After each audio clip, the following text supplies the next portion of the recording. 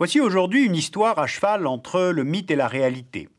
L'histoire d'un passé dont le présent rêve, une histoire de puissance, de territoires conquis, de mines d'argent trouvées et de mines d'or perdues, une histoire fondatrice d'identité. Voici l'histoire des Incas et de leur empire. Nous verrons en conclusion comment les Incas sont encore présents dans les sociétés andines d'aujourd'hui.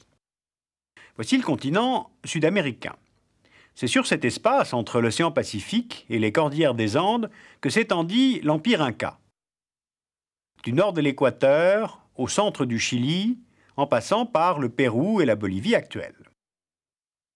Vers le XIIe siècle, dans les Andes du Sud, vivent plusieurs peuples d'Indiens qui pratiquent l'agriculture irriguée en terrasse. L'un de ces peuples s'appelle les Incas, ils parlent la langue quechua, et à cette époque, rien ne les distingue des autres tribus indiennes qui vivent dans les Andes. Alors comment est-ce que les Incas vont fonder un empire, l'étendre et le faire durer? Plusieurs légendes fondatrices existent.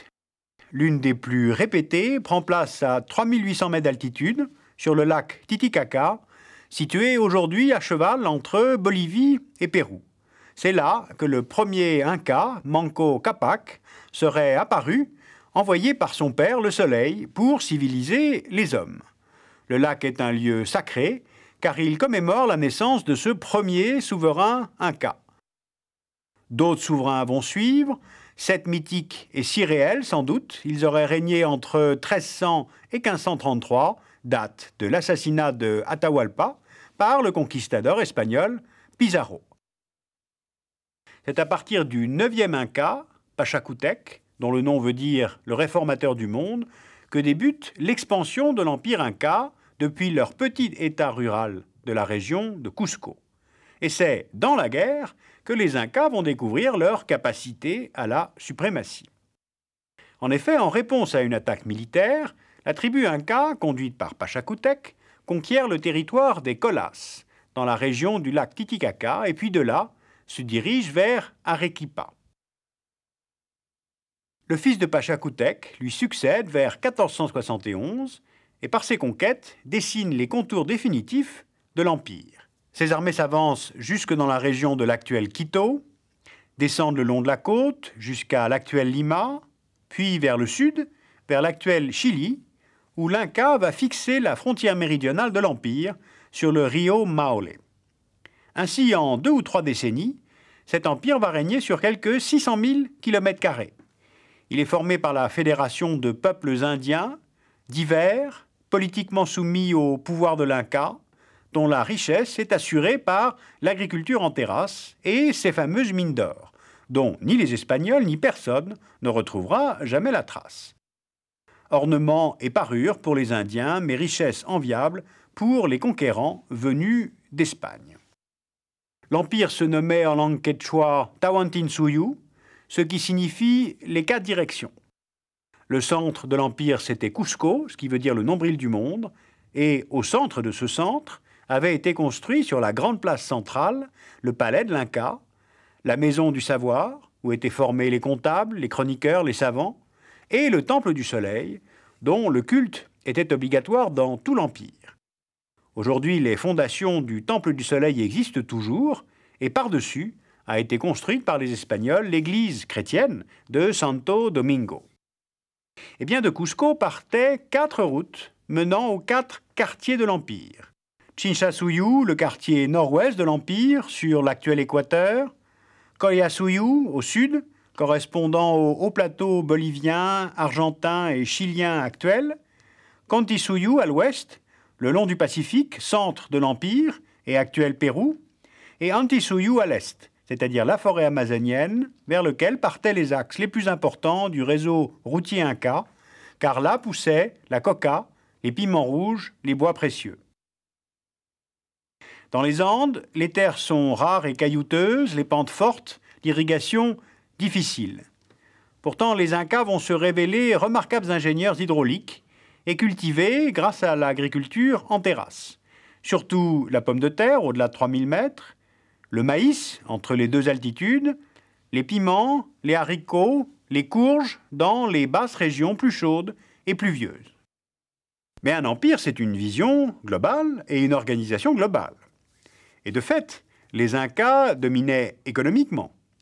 Sitôt qu'une province était conquise, les terres étaient divisées en 3. Une part était exploitée pour l'Inca et servait aussi de réserve en cas de calamité. Une deuxième part était répartie entre les familles une fois par an, en échange de quoi le paysan devait travailler pour l'Inca. Et une troisième part de la récolte était destinée au soleil pour les besoins du culte et l'entretien du clergé. Les Incas dominaient spirituellement, on le sait, ils étaient adorateurs du soleil, car c'est du soleil qu'est né le premier Inca, Manco Cápac.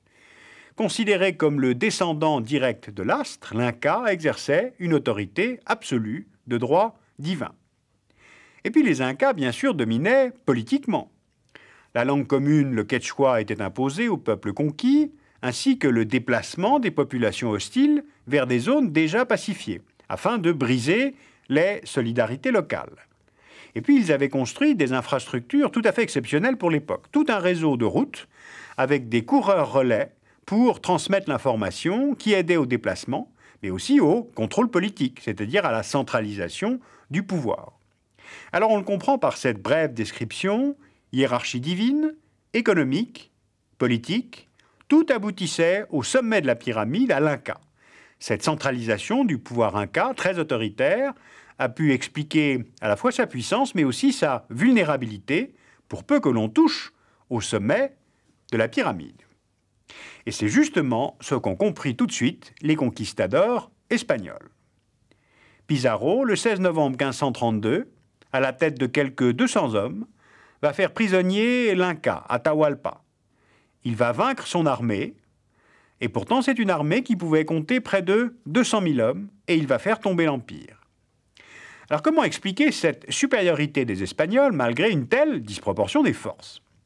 Eh bien, les Espagnols ont des chevaux, ils ont quelques armes à feu et une expérience acquise récemment dans la lutte en Espagne contre les Maures.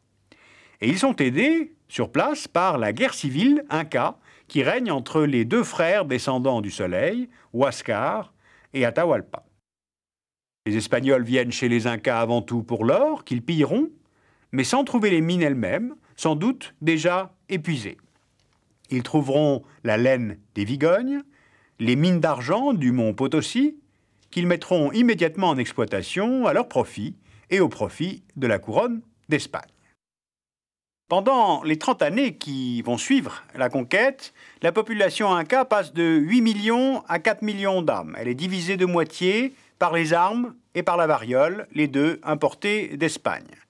L'or du Pérou amassé par les Incas est pillé, fondu, rapporté en Castille, et il va aider l'empereur Charles Quint à assurer la domination économique de l'Espagne sur l'Europe pendant plusieurs décennies.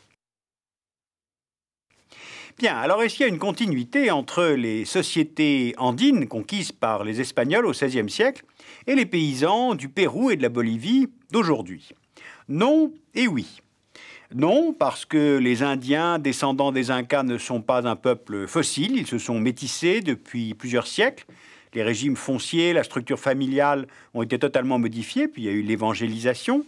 La région aujourd'hui est avant tout chrétienne. Tout cela a façonné une nouvelle identité des populations des cordillères.